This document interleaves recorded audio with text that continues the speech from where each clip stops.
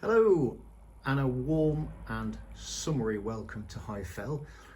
Down here on St James's Quay, 08 is dragging some slightly grubby looking tankers. This is more the look they would have been rather than the pristine ones that come out of the box. There's been a recent article on the TT 120 Digital Club magazine, I think that's how you describe it, and about weathering these wagons. It's something reminding me of a job I wanted to do. Wagons very rarely kept clean for very long. So I'm just going to show you how I've done it. And if it's something that you fancy a go at, it's pretty straightforward. You don't need a lot of expensive materials. And it's something that's nice to have a go at. You might not want to start straight off with a wagon, or maybe you do. But there we are. There's an example of a pristine one that's right in front of us. And to the right and the left, you can see the weathered versions. So the materials I use to apply my weathering, first of all, black wash. You can buy it, but it's already created. Effectively, it's just enamel with lots of thinners in it, so you can make it yourself if you want to. Some plain thinners so that you can clear up any excess that you want to. Obviously clean your brushes, etc. And then the other materials I use are weathering powders. So this is dark earth. I tend to use that towards the bottom end of a piece of stock. Smoke, a much lighter grey, and use that at the top. And then you can work the two around and down if you want to start creating a lot of different colours.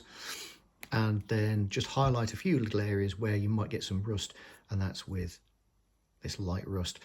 So you can see I paid, well, £7. I've had these for ages. A huge amount in there.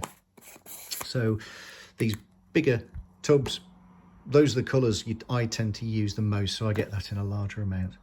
To apply thinners or the black wash, I will use a paintbrush, and because we're working with quite small models, again use quite a fine brush and just dab it around, and then you can. It's a lot easier to put a small amount on than it is to put a load on and then have to take a lot off.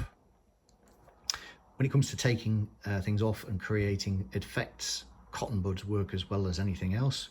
Obviously something like absorbent paper, and then various brushes. You'll notice that some of these as well are actually makeup brushes. Weathering is makeup for trains, so it seems appropriate to use those. And these, I find these are very good for this, for example, this one for just almost polishing up and getting that funny sheen that you get on stuff when it's been dirty for a while, and then you can move it around.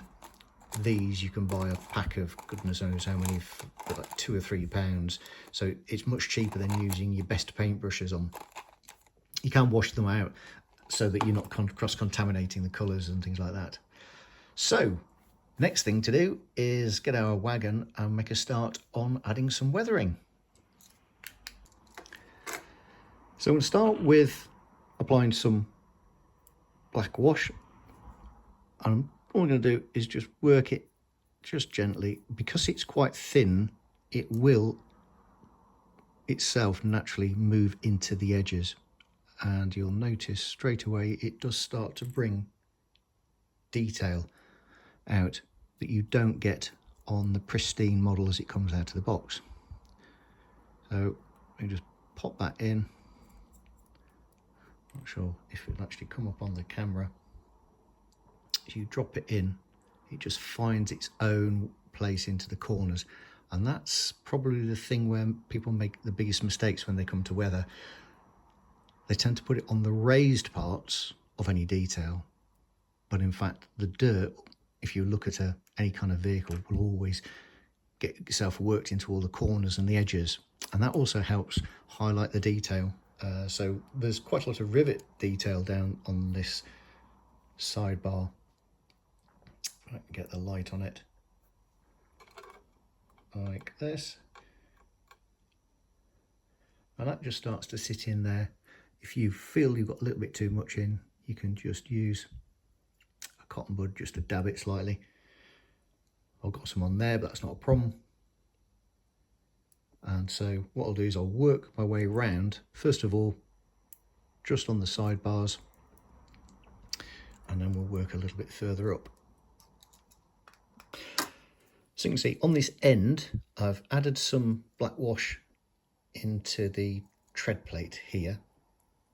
And now just with thinners on the brush, I'm just making sure that it's traveling around to the edges and I'm thinning it out, just taking the excess off. I'm doing it as I'm going along rather than putting a whole load on and coming back to it, because I find that if you do that, you can make sure that you don't go over the top so easy. It's a lot easier to put smaller amounts on and work it away than it is to put too much on in the first place. The temptation is you can go so far that the thing just looks absolutely horrific.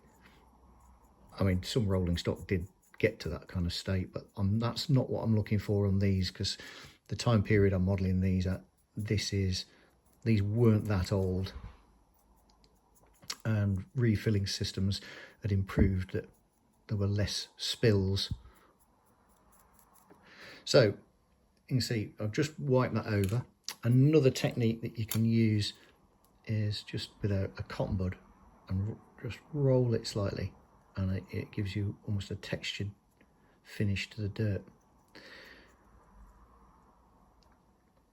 I think because I'm modelling in TT 120 and it's a smaller scale, I don't think you need to go too crazy on the amount of weathering that you do. The models are smaller and want to enhance the detail, but it's a lot more difficult to start introducing lots of variations of shade. It doesn't always come out. So I've been around on the bottom, but here's an example. So at the end here, where the tank would sit into the chassis, that all looks lovely and clean. Well, it might have looked like that on the day that it came out of the paint shop, but it certainly wouldn't have stayed like that for any length of time. So again, just bob the black wash on and just move it around the brush that's just got thinners on. Just dab the excess off. You can always come back and add something more if you want to. Right, so I'm quite happy with how that's going. And then the next thing I'm going to do is just around the filler area. And again, make sure you get underneath the detail. A mistake often that people make, as I say, is they tend to get their weathering sitting on top of the raised elements, but not into the little nooks and crannies, which is where it would actually tend to sit. Things like these etched walkways, they look really good when you can start getting some weathering in, because it just highlights all of the extra fine detail. So, okay, I'm not going to put any streaks on at the moment, because I want to just work some of that away. I try and do weathering in different stages, so I don't do all the wagons all at the same time. And then I find that you don't repeat the same pattern. Things come out slightly differently on a different day, and so you get that much more random look. It's always good to have a look and see how things have got dirty, but you'll find very quickly that the stains and marks are so different, you can pretty much get away with doing it however you want to.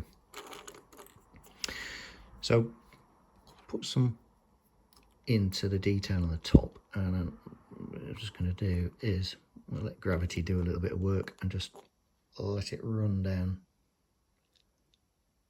And you can see as it's got into this detail along here, as soon as it hits it, it's on its way and finding all of the detail.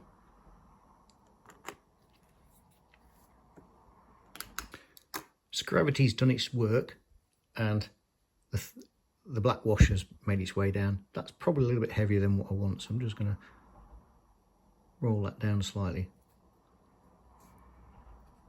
and also possibly pick out some that's gone into that detail. So just with the thinned down brush, just take that back out.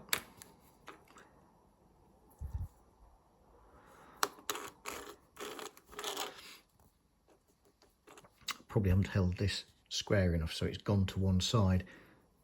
So we'll alter that.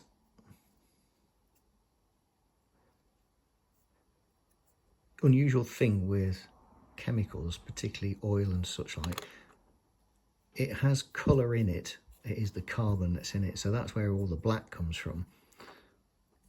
But where it's actually run, it tends to run quite clear. So in the centre of the actual spill, it tends to have this more washed out look. Obviously it varies, because it varies between the products. If it's heavy bitumen, that tends not to do it, but petroleum products tend to. So I'm just going to,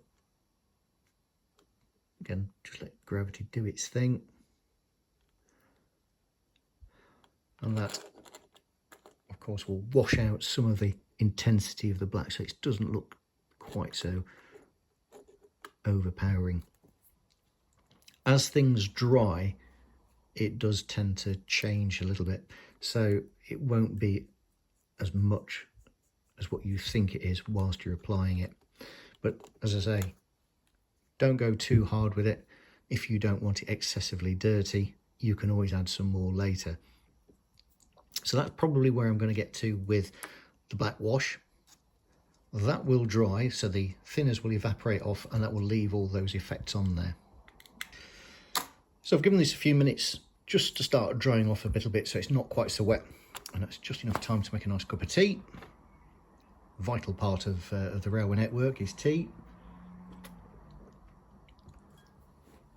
Now, I've already put black wash in the bottom, and I don't feel I want to add a lot more dirt. Might just take the edge off the, the steps just here. Just add a little bit of black on that. They look lovely and white, but again, they wouldn't really have stayed like that for very long. And again, just dab those.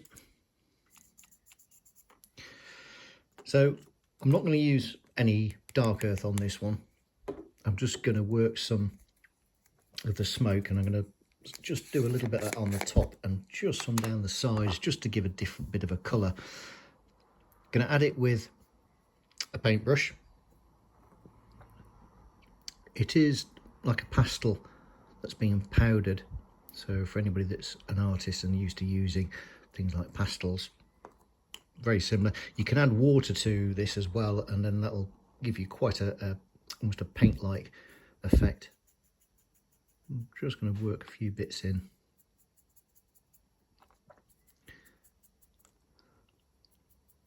And another thing that I try and do as well is get rid of some of the hard edges. Where it's spilt down, I'm going to leave those edges. That's the kind of effect I'm looking for. But on some of these other sections, I'll use a little bit of the powders, and then we'll use another brush too. So you can see it's picked up a little bit of thinner there, and it started to give it a slightly different, more paint-like texture. So I'm going to stop using that for now, and then this one, just going to start working it and moving it about. It's going to be a little bit darker than what I want, so back to a cotton bud, take a bit of excess off. There we go, that's it. It's just really practice and having that initial bravery to go and put something all over your expensive models. If you really wanted to, you can get this off. You can just wipe it over with clear thinners. You might not get all of it off, but you could certainly rescue it. You can see even now, just brushing it with this cotton bud. It's a weird process. You feel like you're putting loads on, then you're taking loads off, and you just really want to have that nice balance between the look that you want and not going too far.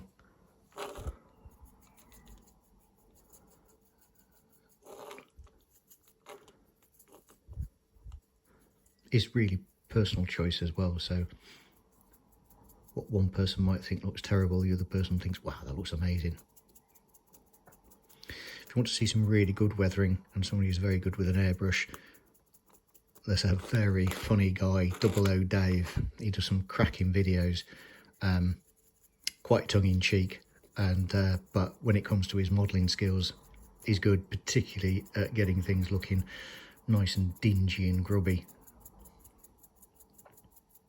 So, just started to work that there. So let's look for a cleaner brush. This is just a little bit firmer, this one.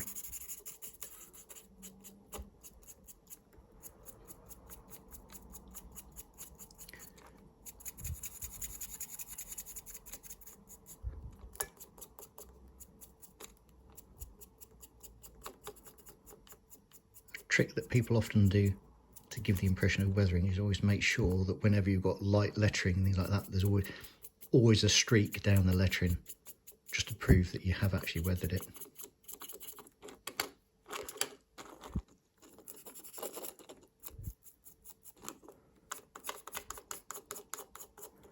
So that's getting to where I want it to be. You can work it a little bit more if you want. I'm going to use a slightly softer brush, I think. That's it.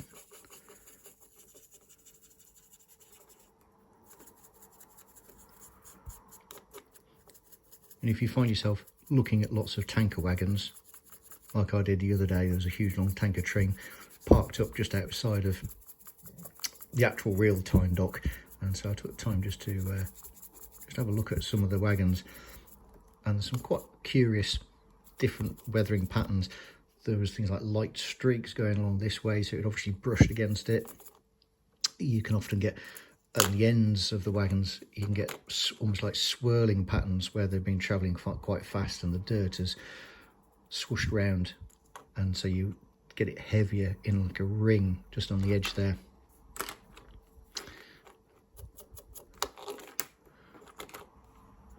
I know this has got a little bit of thinners on, so I'll just use that to work into there a bit.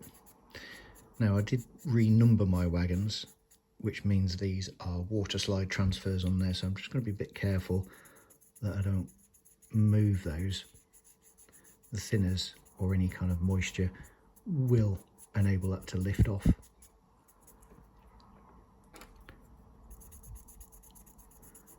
There we go, just going to work that. I've got a bit of a, now I'm going to show you. So here, move my great big fat thumb out of the way, there's a little bit of a heavier bit there. So what I'm going to do, I'm just going to clean thinners. I'll just take that away a bit.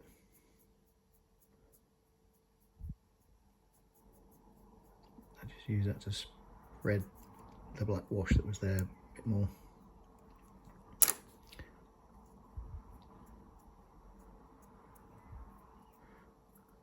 And again, just use a rolling technique to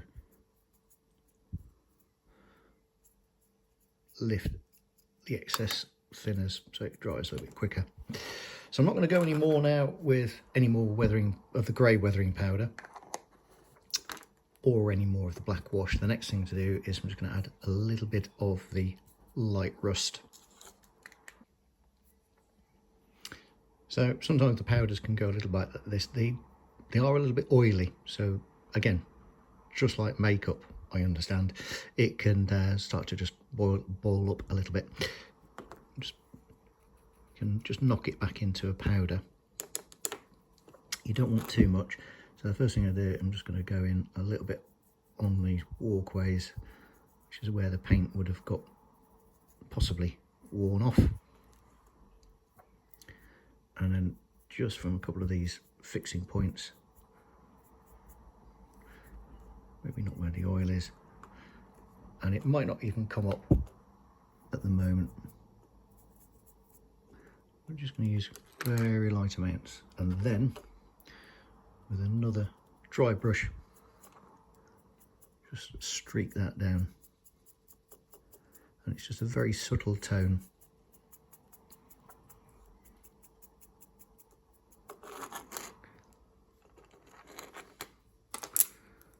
Doesn't always pick it up like this on the camera. Sometimes on stills photos they tend to look a little bit more. When you've added whatever you're going to weather with, some people will seal it using some matte varnish.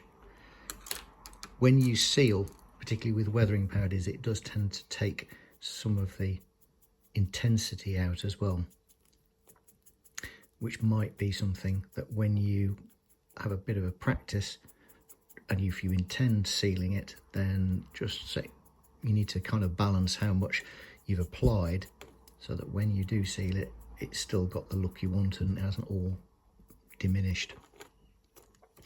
I tend not to bother with sealing them. Once something's on the layout, I try not to handle it too much anyway. And if you do get a few changes in the level, it wears it off on some of the high points, well, that's fine, it's all part of it. Don't get too precious about it. So that is what I'm going to call done for that one. So it's grubby, it's work worn, but it's not absolutely horrific. And I'm quite pleased with that. As you can see, that's virtually real time. I just edited out where I've repeated doing now the either sides, but that's how I've done it. Take your time if you fancy having a go. It's dead easy and it can really bring out a lot of the detail and add a bit more realism to the models. So thank you for watching. Keep safe and happy modelling.